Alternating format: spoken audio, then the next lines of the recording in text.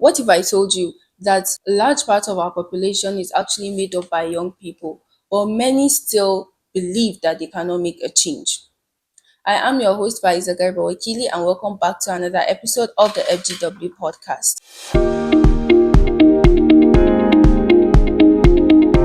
So today we're going to talk about social impact, youth leadership, and also using your voice for good. Because we live in a world where so many young people believe that they cannot make a change, they are waiting for opportunities to come and meet them. But in the same world, we still have people who create opportunities, they make changes, they make a difference. So today we're going to talk about this issue, and joining me today is a youth activist and a content creator. His name is Ambassador Mustapha Idris Daja. Dan amincin doka Kwantagora. Good to see you, sir. Thank you for having me. All right, sir. So what do you have to say for us before we start? What is it that people don't know about you?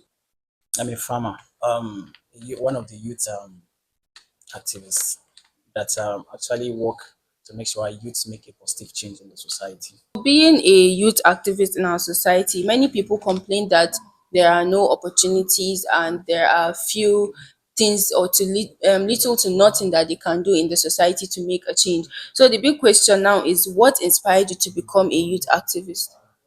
Before I answer your question, when some people heard the word activist, they turn it as a youth who is a pro-government, which is Okay. not. What inspired me to be a youth activist is that I notice consistent complaining does not change anything in our society. And I find out that I have a lot of problems around me, ranging from unemployment, poverty, insecurity, and lack of inclusion of youth in the system. When you talk about the activism, it's a kind of awareness to the youth to know where they are coming from, where they are, and where they are expected to be tomorrow. Now you ask a question, that's what inspires me. You know, tomorrow should not be, they used to say that youth are the leaders of tomorrow, but it shouldn't be that way. Youth should be come together to make today a better day so that when they become leaders tomorrow, it will make things easier for them. It should be like a teamwork. They should Teamwork. come together and build their future. Yes. I such instance, like what's happened recently, we've seen online where about 40 something children were adopted from a school in Oyo State.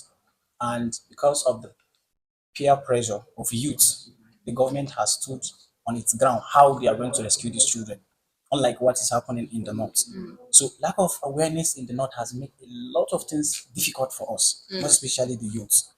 You see, I want to say, very dark man used to be an online content creator, Okay. and then eventually he becomes, somebody who comes to be an activist eventually. Because initially people were like, he is working for the government of President Bola Ahmed Tinubu, and there was a time that he took off media for about 6 months, that he wants whatever solution Nigerians are seeking from the presidency, they should go ahead, since they were thinking he is the one discouraging the Nigerian youths.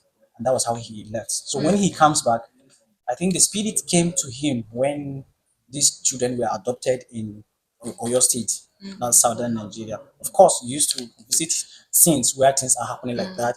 He visits Niger, he visits Plateau, went to Maiduguri and other parts of the north. Anytime things like that happen. But with the look of things begin to escalate. Now it has moved from the north, moving to the south. And that's why you see most of these influential content creators, including activists, including artists that were popularly known there, now took it serious. You could remember that there's even a controversial discussion online between the video and Rarara. So what led to that disagreement was, the video feel he's going to attend opening ceremony of World Cup that is going to take place in the United States of America, and they feel he want to escalate the problem they have in Nigeria, so that if it cannot be solved within the country, then let other country outside come to our rescue.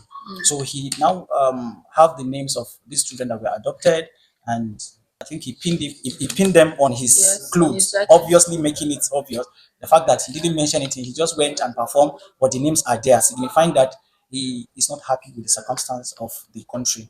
And that was how, since we have people that are upside minded in the north, instead of us to clap for the video for what he has done, because definitely if they are bringing end to insecurity in the south, definitely that of north will kind of subside compared to how it is now. Then he comes out and started laying insults on Davido.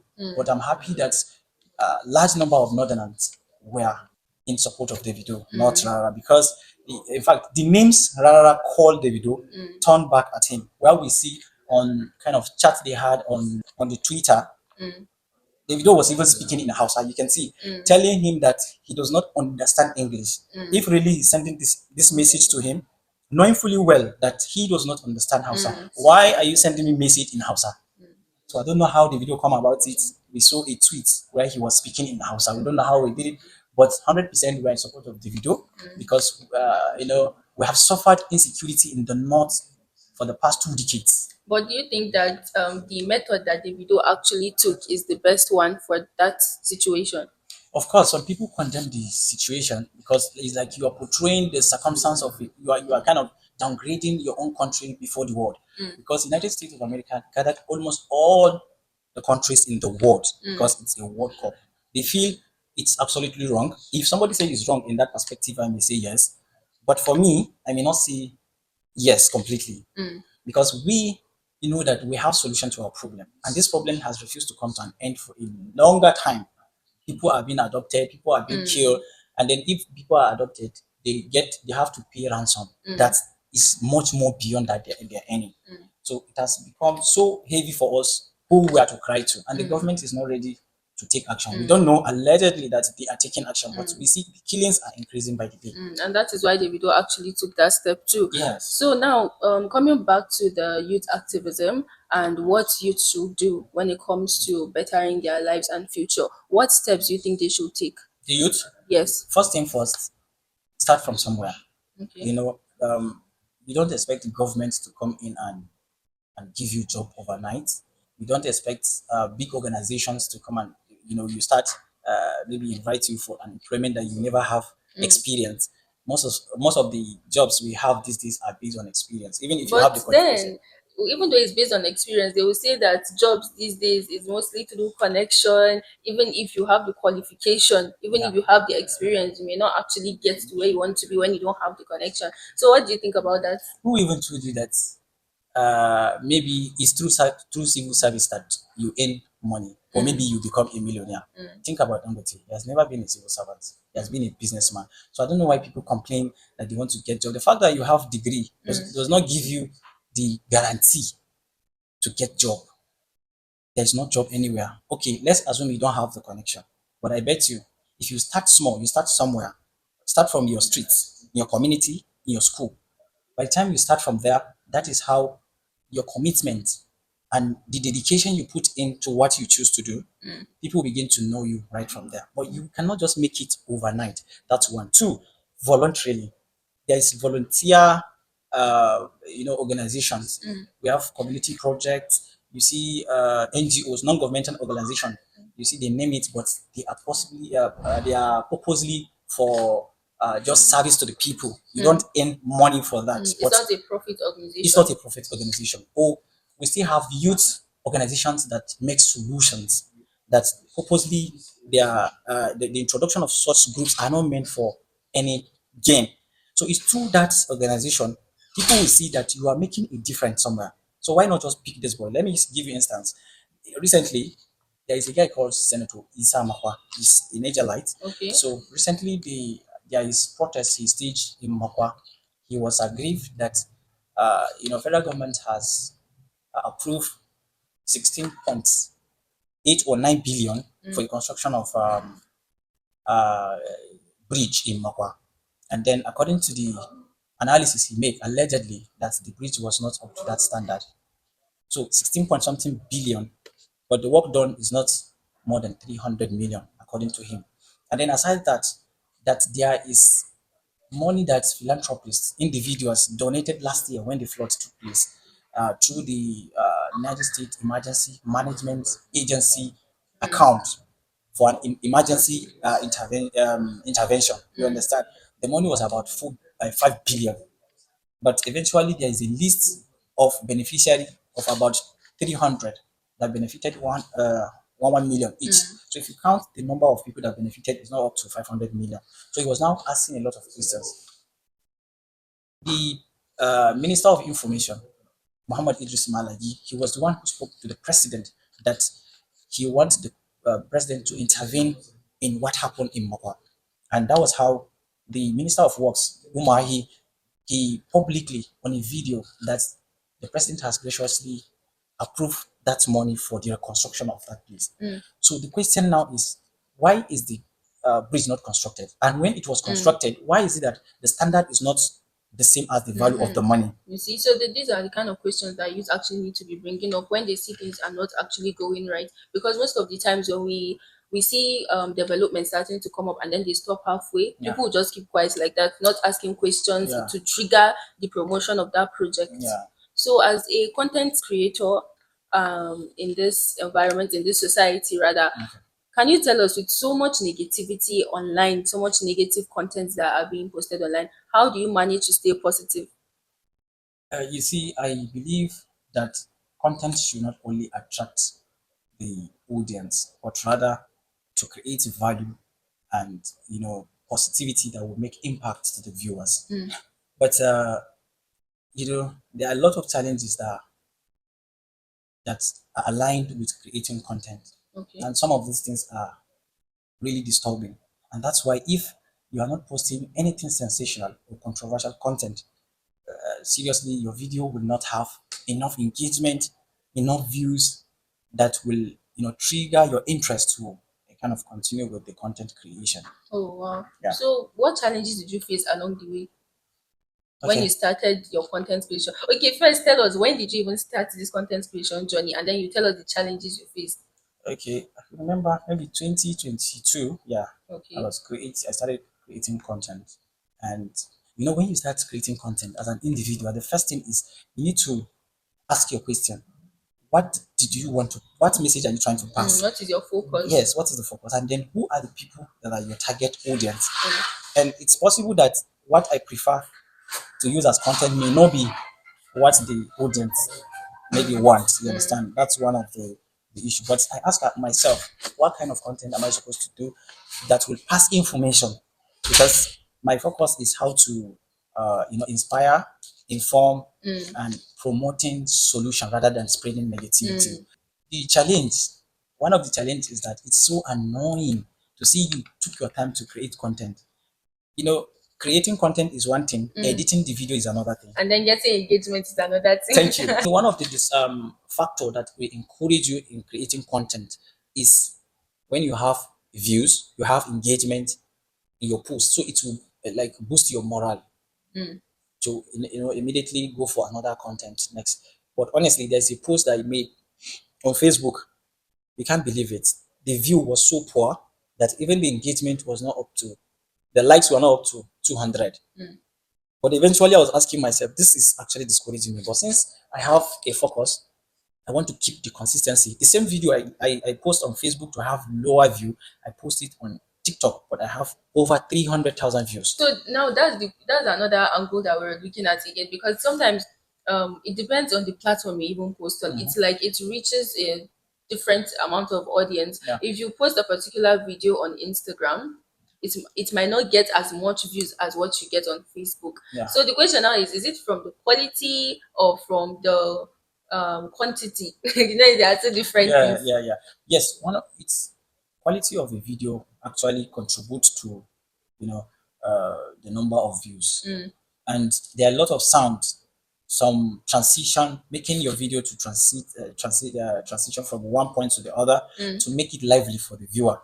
And then first 5-10 seconds of your video determine somebody will continue to watch your video.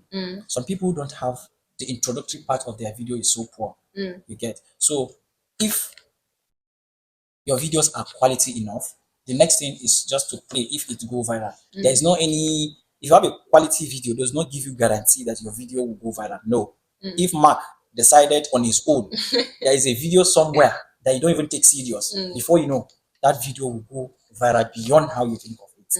Yeah. So that means one of the major challenges that content creator can face is the motivation. You might Yeah. not get the motivation. So how do you think youths can overcome this? You see, one thing youth need to understand is you don't make everything overnight. Consistency make somebody to be professional. You move from a stage to the next. So if one is consistent, forget about the number of views, forget about the number of engagement you have on your post. So long you continue to post, I know one day you will say, I am happy I did not give up. Because so long you are not diverting from the specific content people knew you with. There are people that will create content, making things that are fun for people to like and comment. Eventually, you see him maybe posting a video that the cleric is preaching. People be like, this is not the reason why we're here. You understand? So, but if you have a specific content in mind, so you should have consistency in posting such kind of video or the ones that are related. People, in fact, people will on their notification. As soon as you drop a video, definitely people will watch it. So how do you think young people, youths these days can use the means of content creation, social media to create a change, to make a difference? We are in an era where youth feel if they have grudges with one another, the next thing they bring it online, which is absolutely wrong. Which is like we are not projecting our norms and value. Some people used to say that you are not supposed to be judged based on what you post, and that is absolutely like people will definitely judge you based on what you post because you have a friend that lives in Maiduguri, the ones in Lagos, all they are your friends. So if they see what you post consistently, okay, one can make a mistake by posting something negative today, and tomorrow he continues. People will be like, "What is going on?" You understand? They will judge you based on what you post. So youth should be advised to always spread information that are of positive in nature. Avoid anything that will tarnish your own image, that will tarnish the image of your family, and and the community at large. So if there's one advice now that you can give an upcoming content creator or a youth activist, what would it be? Be consistent, be patient, and then don't give up. Content creation is like it's a field that consumes much time. At the beginning, you think you earn in dollars, but by the time you are into it, you know that eventually you see it's a scam. It's not. It's actually a slow pace. It's of course. Sometimes people will think that when I start, maybe it's overnight that the fame will come, the money will come. It's not done that way. Youth should ask themselves the question. Each of us should ask ourselves the question that we are supposed to answer ourselves. What can I do? What is my passion that if I do will earn me my hard earned meal? You understand? So if there are some people that can create content and they are fine, they can earn meal. Some people can go to the farm. Some people are supposed to be mechanic, and some people can be very good in um, videography and other stuff like that. So if you ask yourself such question, don't answer me, answer yourself. I have the courage to identify what I can do the best that will fetch me money. By the time you do that as a youth, you are already taking the right path. Because if a youth is idle, definitely there is going to be problem along the line. He'll be thinking out of the box. Eventually, it may revert to a bandit, a kidnapper, or something, which we are not praying for. So I advise youth to go into to venture into different kind of businesses if they intended. For those that have intention of going into content creation, need to have the mind of consistency. Forget about what you in now, or maybe you cannot be firm overnight. But as You they just start come by, gradually. before you know what's happening, you become beyond what you thought you're going to be. All right, thank you, sir, for that wonderful insight. And my dear audience, ladies and gentlemen, it has been Faiza Garba Wakili, and this has been Ambassador Idris Al Mustapha Daja. Dan amincin doka jan Kwantagora. This has been a wonderful session we had with him. It has been full of educative insight and a lot of lessons to be learned from.